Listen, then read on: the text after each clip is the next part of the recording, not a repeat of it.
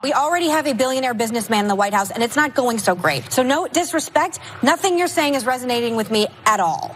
That's Meghan McCain getting real saucy during her conversation with Tom Steyer. As we know, Tom Steyer announced that he's running in the election. Okay, and it was interesting to see her get so aggressive with him, but I have to be honest, I don't think she was wrong in what she's saying. Let's take a look at her elaborating on it. We really need to break the corporate stranglehold on our government. And two, we need to stabilize the climate. And those are immediate things that we need to start on immediately and urgently. And if we do those two things, if you could imagine us having done those two things, then we're going to have an ability to deliver a life for every American that is better than we understand. We will get health care for every single American. We will get free public education, pre-K through college with continuing skill training. The money's there, Whoopi. Mr. Steyer, with all due respect, we had the Starbucks guy on too, and you are, much like him, a billionaire who's never held elected office, never worked in government, never served our country in the military. We already have a billionaire, that's what I mean. Yeah. We already have a billionaire businessman in the White House, and it's not going so great. And one of the few things that unites this table is we all think government experience or military experience is important. So no disrespect, nothing you're saying is resonating with me at all. So the Starbucks guy she's referring to is Howard Schultz, of course. Yeah. So look, you're giving her some credit. I'll start with a little bit of credit, and then I think I'm going to defend Tom Steyer. So I don't mind her coming out aggressively against someone running for president. Mm-hmm. That's what media is supposed to do. You're supposed to be watchdogs. Now, she always has a tone where it feels like she's somehow personally aggrieved, right? Right, but it's okay, or personally put upon, right?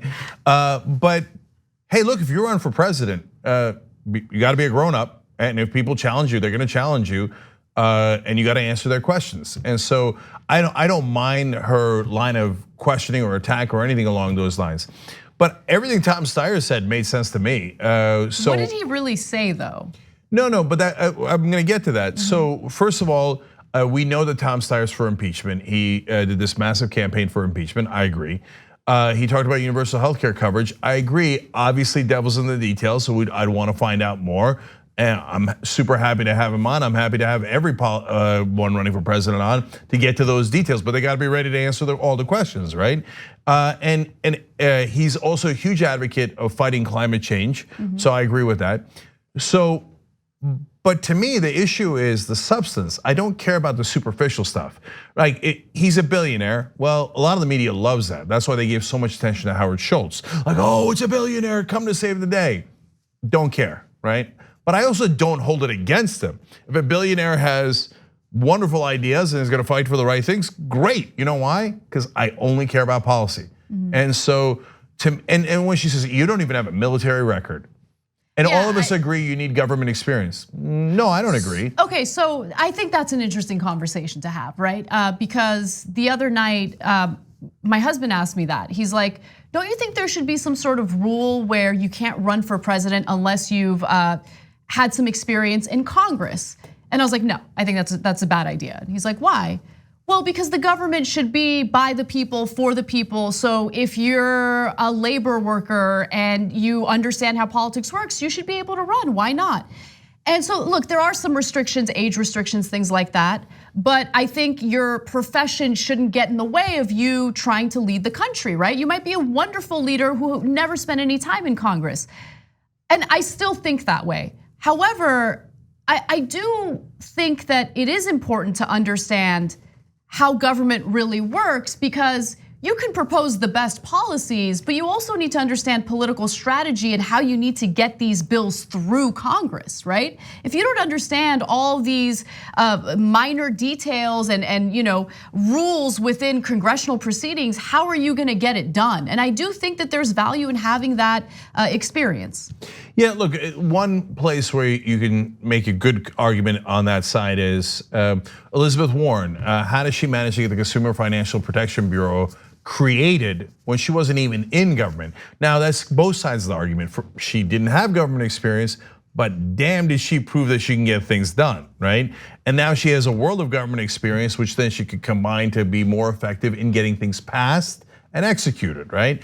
And Bernie Sanders actually was called the amendment king while he was in the House of Representatives because he got so many amendments passed. He got more than anyone else. So that's why every once in a while they'll do this false thing of like, oh, what bill did he get passed? Oh, nice little trick. No, most of the things that get passed are amendments onto the bills where he actually did astounding work, right?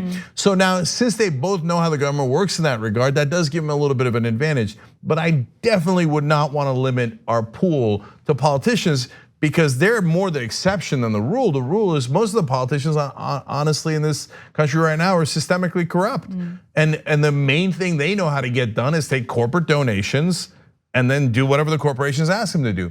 And if you notice, Steyer there said that he's against corporate rule. Well, I love that kind of talk, right? So again, devil's in the details, gotta find out all of his policies. But he should be challenged. Just because you're a billionaire doesn't mean you get a free ride. And when you go on television shows, just because you're a politician doesn't mean you're like, oh, don't question him, right? And that has been the case for so long on television. So I kind of like Meghan McCain, a little bull in the china shop. But I liked it too. I thought it was a fascinating exchange. And one other thing I just want to note. I remember not too long ago, there was a time where a wealthy presidential candidate would have to downplay his wealth to be taken seriously. I mean, that was in 2012. Mitt Romney was talking about buying his button-down t-shirts at Costco, supposedly, right? Because he wanted to downplay his wealth. There's a reason for that, because at that point, Americans realized, look, we need a leader who understands us and understands what it's like to really struggle economically. So I do think that, I don't want to punish people for being wealthy, but at the same time, there is sometimes a disconnect between the wealthy and what the average American is going through economically. I hear you, but at the end of the day, to me, it doesn't matter at all. What matters most is, do you have the right policies and can you actually get them implemented?